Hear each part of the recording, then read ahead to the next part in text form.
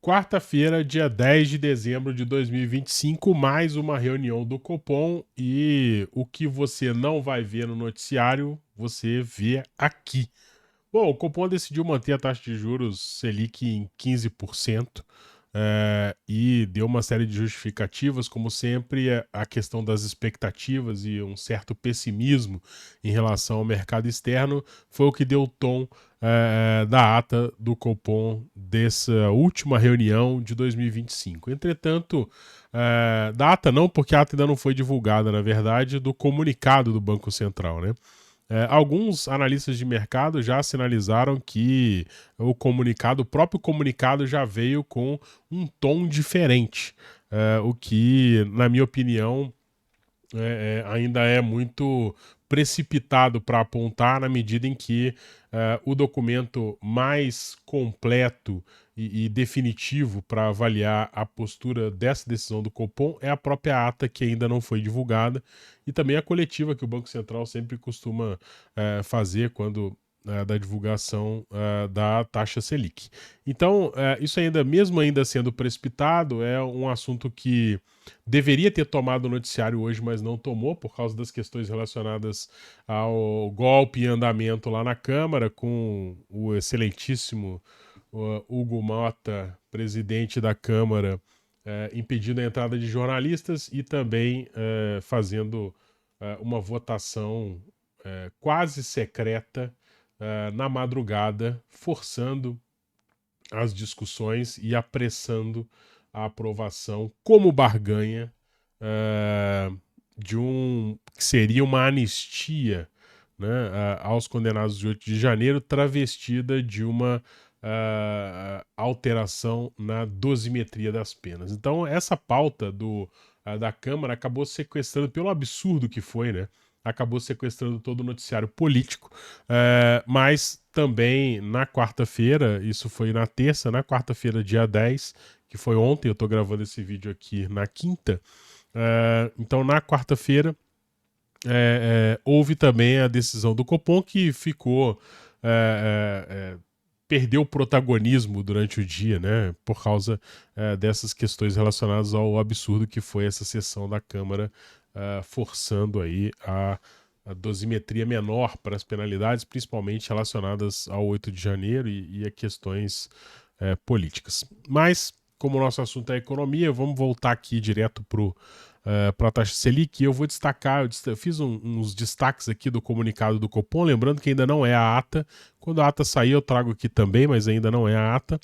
Então eu fiz alguns destaques aqui. O primeiro deles vamos dizer assim, um panorama geral, né, do comunicado, onde o Banco Central diz que os riscos para a inflação, tanto de alta quanto de baixa, seguem mais elevados que o usual. Então vocês podem estranhar esse tom aqui falando de inflação tanto de alta quanto de baixa, porque em tese inflação baixa é algo bom, né? Entretanto, a inflação muito baixa, ou períodos deflacionários, também é um desafio para o Banco Central, que em tese tem como objetivo a estabilidade, né? Ou seja, nem inflação de mais, nem inflação de menos. As duas coisas acabam sendo prejudiciais, mesmo parecendo ser contraintuitivo, né? Mas sim, a deflação também é algo que não é tão interessante assim, porque acaba desestimulando a produção, acaba desestimulando o crescimento, e isso também não é um cenário legal, porque, em última análise, pode impactar também na questão dos salários e do emprego.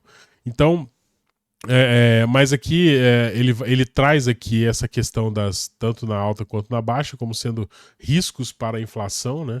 Ou seja, o Banco Central continua projetando um cenário de risco elevado. Esse é o grande recado aqui, né?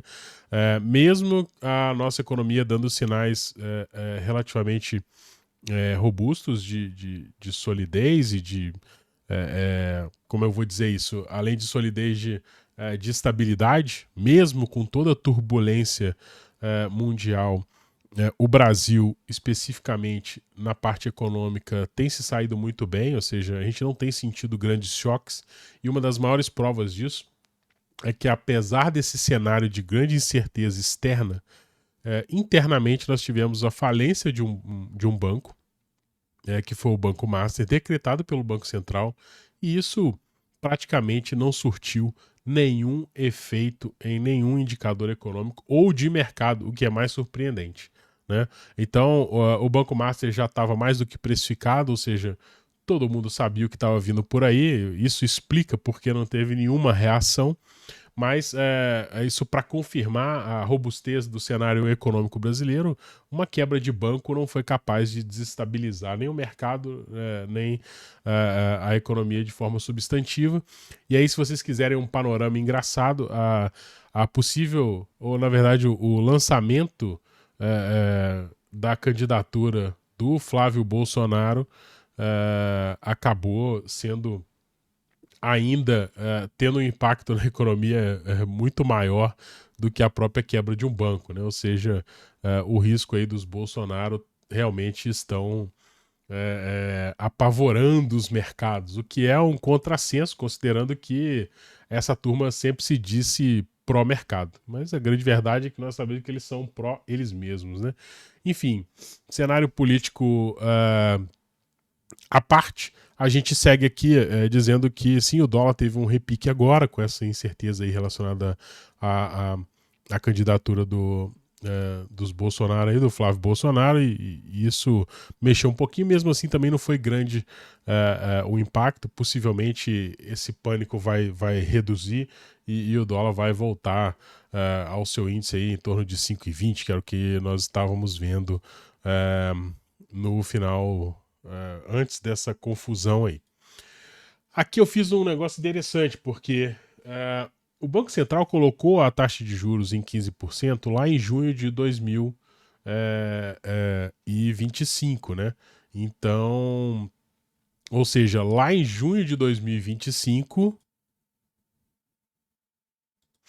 o Banco Central, em junho de 2025 aqui, ele estava aqui, né? Ele estava prevendo, né, no seu cenário de referência, o IPCA 4,9 em 2025, o IPCA livre, que são os preços que não são não sofrem nenhuma intervenção de controle do governo ou de alguma agência, em 5,2 e o administrado em 3,8. De lá para cá, nessa última reunião de dezembro de 25, o cenário do Banco Central passou do IPCA de 4,9 para 4,4, lembrando que o teto da meta é 4,5. Então aqui ele já projeta que 2025 fecharemos o ano dentro da banda superior da meta. Que, como eu sempre gosto de dizer, não é a meta, mas é muito melhor do que se fosse um resultado acima do limite superior, né?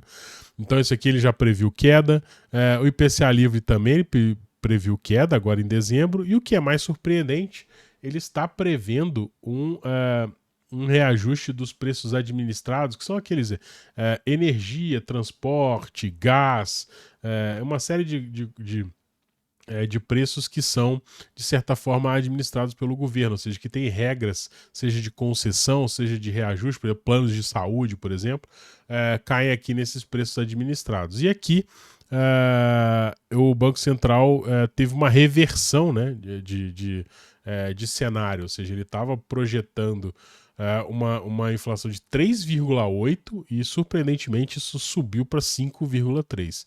Parte desse cenário aqui, certeza, é o repique de serviços e principalmente serviços de saúde, onde provavelmente o Banco Central já percebeu que a ANS deve liberar um grande aumento aí para as operadoras, o que não é difícil de se visualizar, né? Então, ou seja, risco aqui, né?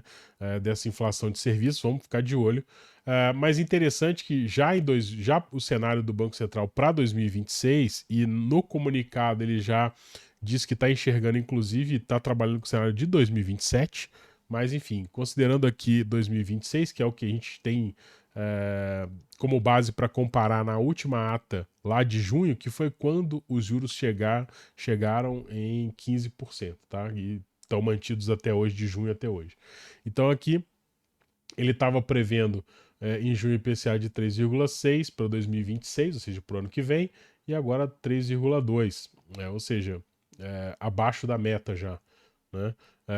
E o IPCA dos preços livres em 3,4, aqui também em 3,2, e o administrado em 3,4, ou seja, todas as projeções de IPCA, seja o índice geral, seja os preços livres e os administrados, estão sendo projetados para o ano que vem, ou seja, o Copom está considerando o cenário para o ano que vem de queda nos índices inflacionários. Então isso aqui é uma indicação interessante de que para 2026, se o Banco Central for minimamente coerente, já podemos esperar que a Selic pode começar uma trajetória de queda. Né? Mas o Banco Central tem sido muito conservador em relação a essa sinalização de queda. Isso porque parece, pelo comunicado e pelas atas, parece que o Banco Central está meio apavorado com o cenário externo, né? Ou seja, está muito preocupado com o cenário externo. Na minha opinião, até um certo exagero disso, porque nós já vemos aí os Estados Unidos acomodando a sua política comercial, ou seja, flexibilizando aquela história do tarifaço, reduzindo ou eliminando várias tarifas, como fez com o café, né, por exemplo. Então a gente já tem uma sinalização e que a fanfarra inicial do Trump para chamar a atenção nessa história de tarifa, que impactou muito o comércio e tal, é algo que vai ser suavizado, provavelmente, se bobear até eliminado completamente em 2026. Entretanto, o último comunicado dos Estados Unidos referente às ações militares nas Américas aqui, né, e a influência dele principalmente na América Central e na América do Sul, é algo que preocupa. E hoje, gravando esse vídeo aqui, nós tivemos um evento militar aqui na América Latina, onde o Trump sequestrou um navio, apreendeu um navio venezuelano de petróleo. Então isso é algo inédito. A explicação que o Trump deu, a entrevista que ele deu foi completamente anacrônica. Ele não explica muita coisa do motivo, ele só disse que tem um motivo importante, então ele não foi aprofundado. Provavelmente o secretário lá da guerra, do departamento de guerra lá que ele criou, vai dar uma explicação um pouco mais aprofundada. Vão fabricar provavelmente um motivo para esse sequestro, da mesma forma que os Estados Unidos historicamente fabrica motivos e fatos para justificar intervenções militares em tudo que é lugar do mundo, como aconteceu no Oriente Médio. Vocês vão lembrar, naquela época existia uma grande suspeita a respeito de armas químicas que não foi confirmada, mas isso justificou a invasão e a intervenção dos Estados Unidos no Oriente Médio e independente de qualquer coisa, foi uma intervenção com uma justificativa que realmente não ocorreu. Então, é óbvio que a Venezuela tem os seus problemas, suas contradições, isso é inegável. Entretanto, utilizar a política de guerra para resolver esse tipo de situação, que é principalmente política e social, é algo que nós sabemos que é pouco efetivo, ou seja, é uma ação que não tem a menor intenção de resolver o problema da Venezuela, mas sim de movimentar toda essa parte de dominância militar dos Estados Unidos aqui na América Latina. Então, não sejamos inocentes. Os Estados Unidos e o Trump não estão nem um pouco interessados com as questões socioeconômicas da Venezuela. Estão sim querendo reafirmar sua posição de protagonismo militar e influência política baseado na força, ou seja, baseado no exército. E é só isso, né? Não tem mais nada além disso. Se vocês ainda... ou seja, não acreditem naquele prêmio babaca de paz que a FIFA vendeu para o Trump, não dá nem para falar que entregou, né? Porque aquilo ali é uma encenação, não tem sentido nenhum. Isso é confirmado com essa ação, inclusive militar, em relação ao navio petroleiro venezuelano, ou seja, praticamente uma declaração de guerra, o que o Trump fez com a Venezuela, ou seja, sem tentar nenhum tipo de mediação política, ele já partiu para ações de guerra, bombardeando barcos que ele diz ser relacionados a tráfico de drogas, e agora sequestrando esse petroleiro, ou seja, uma ação de guerra, uma declaração praticamente de guerra em relação à Venezuela, contradizendo toda essa encenação dele na FIFA de que, vamos lá, estou ganhando um prêmio relacionado às minhas contribuições para a paz mundial. Conversa fiada, né? Mas enfim. Então eu queria só destacar isso, que o cenário para o ano que vem do Banco Central ele está realmente muito otimista, muito mais otimista do que nós tivemos agora para esse ano. Então, no cenário do Banco Central uma perspectiva de realmente inflação convergindo fortemente para a meta, o que indica que talvez a taxa de juros seja reduzida, né, no início do ano que vem, a ver, porque e eu falo esse a ver porque realmente eu tenho considerado que o Galípolo ele tem se mostrado muito mais conservador do que eu esperaria, principalmente tendo sido indicado por um governo de esquerda, né? Mas enfim, vida que segue, é isso aí. O Banco Central tem essa autonomia, né, para definir a política. Talvez, se houvesse um maior diálogo, essa questão aqui relacionada aos preços administrados poderia ter sido acordada com o governo, ou seja, chamado o governo para tentar pressionar esses preços administrados aqui que estão sendo previstos com uma alta considerável agora para final de 2025 e tentar segurar ou frear alguma coisa aqui, mas pelo visto isso não vai acontecer. Na verdade, não tem nem tempo mais para isso, porque nós já estamos em dezembro, as reuniões acabaram e, enfim, acredito que a conversa com o Ministério da Fazenda não seja das mais regulares, ou seja, o Banco Central realmente tem atuado como um ministério independente, né? O que é bom por um lado, mas para outros, esse caso aqui dos preços administrados, a gente vê que talvez não seja tanto assim, né? Bom, e seguindo aqui, segue lá o comunicado ainda, não é ata, tá, pessoal? Lembrando, e ele diz que entre os riscos de alta para o cenário inflacionário e as expectativas de inflação, destaque. Isso aqui ele está dizendo o que ele está colocando no cenário dele como perspectiva de alta, ou seja, que pode impactar para um aumento da inflação. Desancoragem das expectativas, e aqui quando ele está falando de desancoragem das expectativas, ele está falando de desancoragem das expectativas em relação à taxa Selic. Então, hoje em 15%, a taxa Selic foi desancorada porque nas previsões, principalmente no relatório Focus, está bem evidente isso, nós percebemos que há uma expectativa do mercado que se pronuncia no relatório Focus para essa queda na taxa Selic ao longo de 2022, 2022, olha eu, 2026, 2027.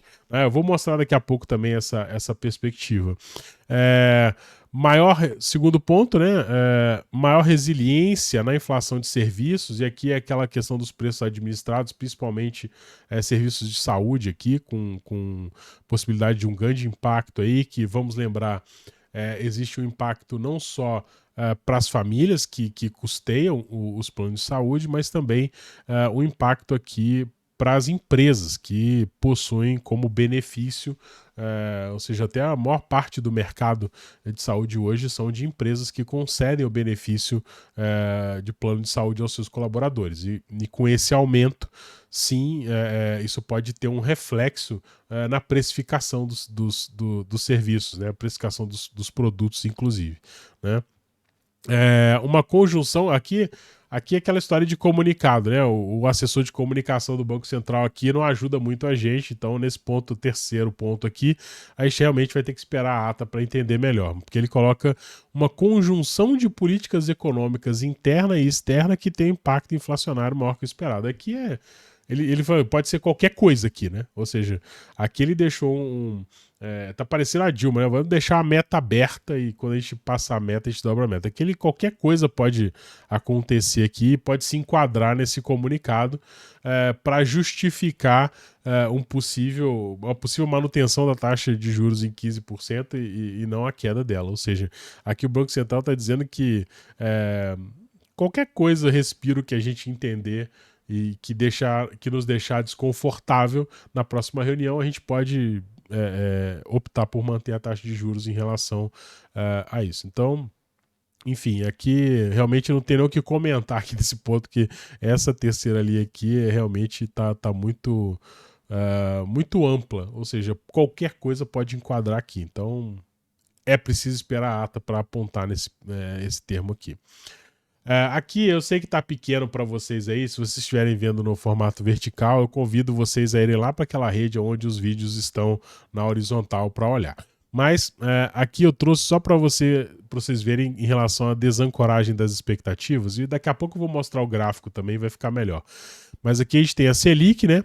E aqui a manutenção de 15% para 2025, que a última reunião foi agora, então já acabou, então não tem mais dúvida com relação a esse quadro de expectativa, ele deixou de ser de expectativa e virou fato.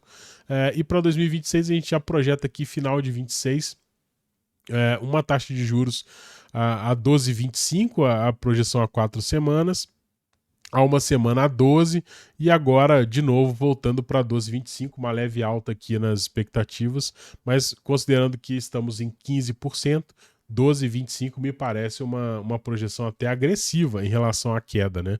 Mas para o mercado financeiro, sabem como é, né?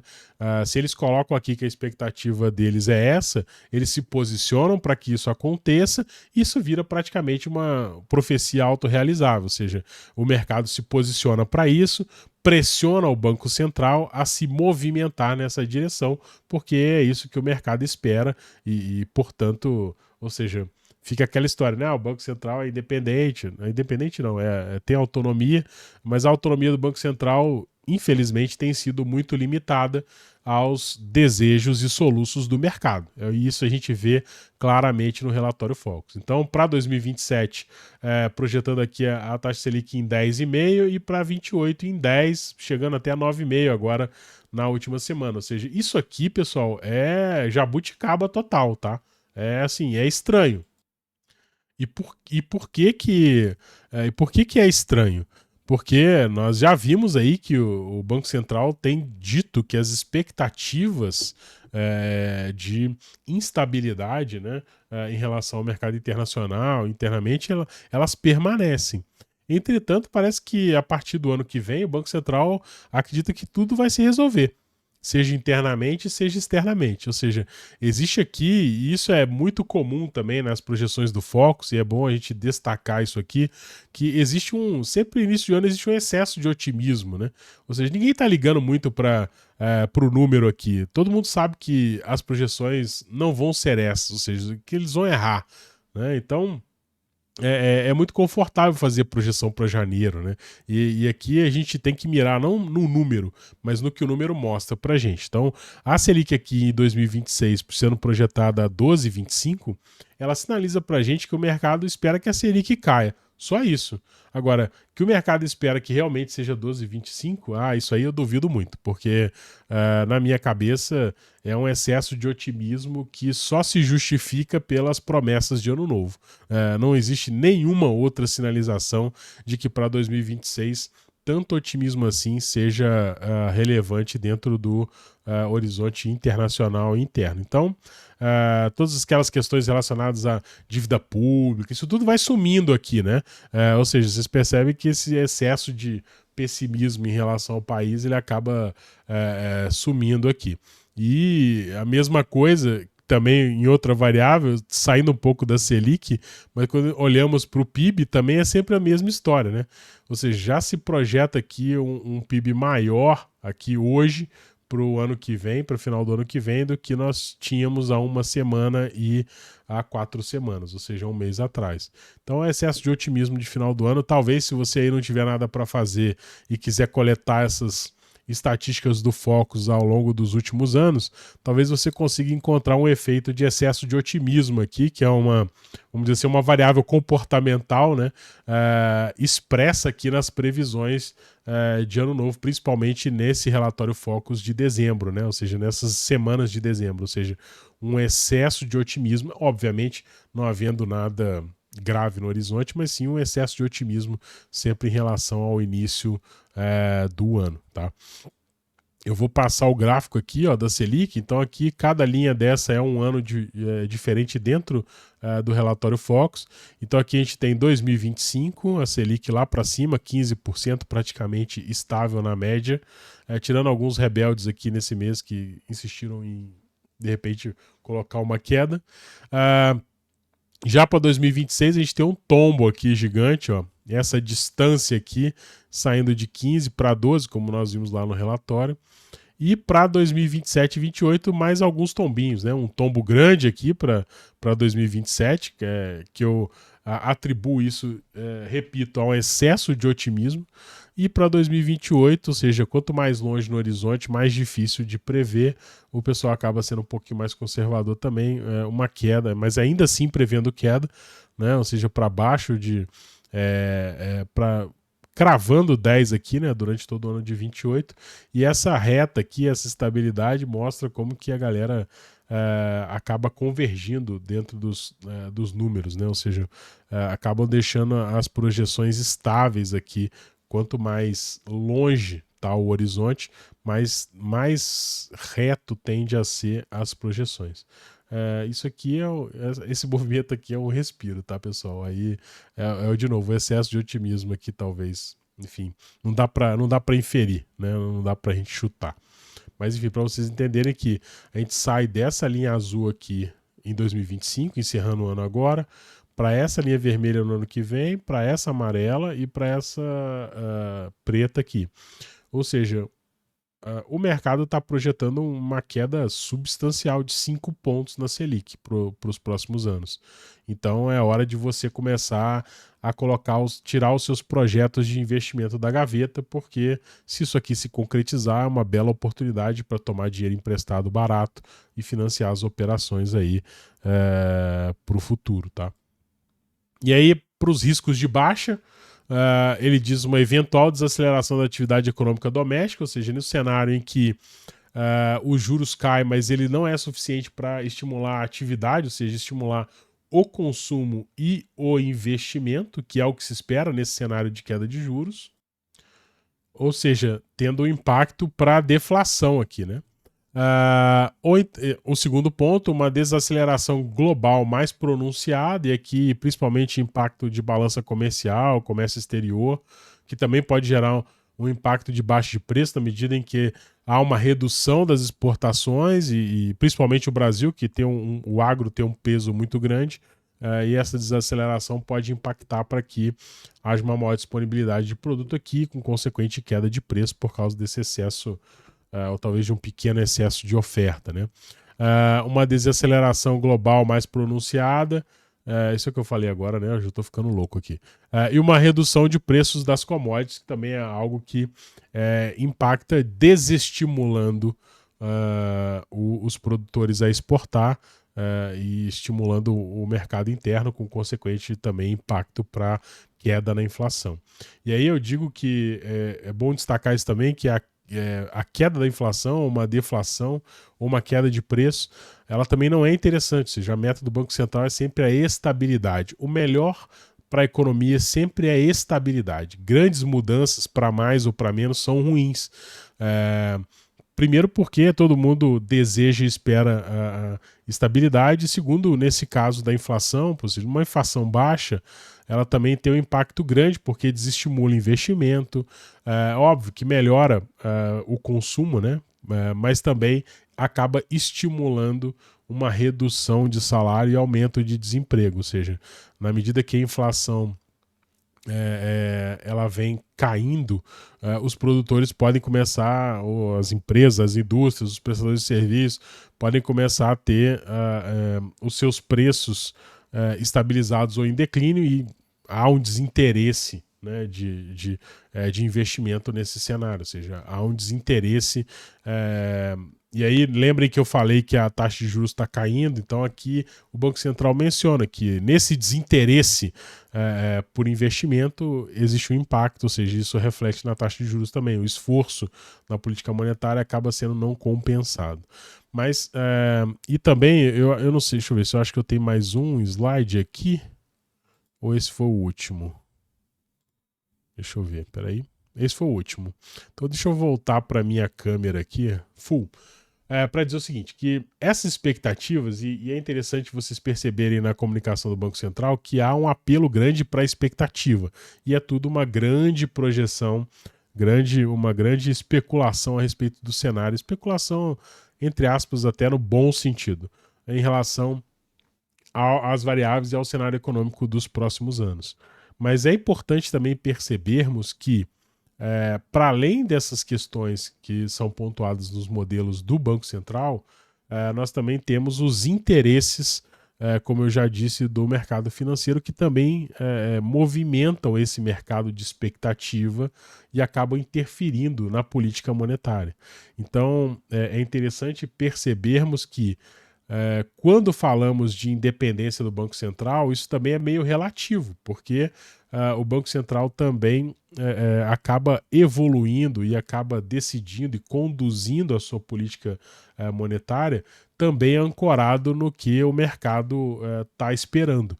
E isso é nítido e escancarado porque a pesquisa Focus, que acontece toda semana, sempre é citada como um elemento que interfere e impacta para as decisões do Banco Central em relação à política monetária. E esse relatório Focus nada mais é do que uma grande pesquisa de mercado que o Banco Central faz, coletando as opiniões das casas de investimento, das empresas do mercado financeiro a respeito dessas variáveis da política econômica. E isso acaba sendo impactado no preço de negociação de futuros, por exemplo, títulos do governo de longo prazo, enfim.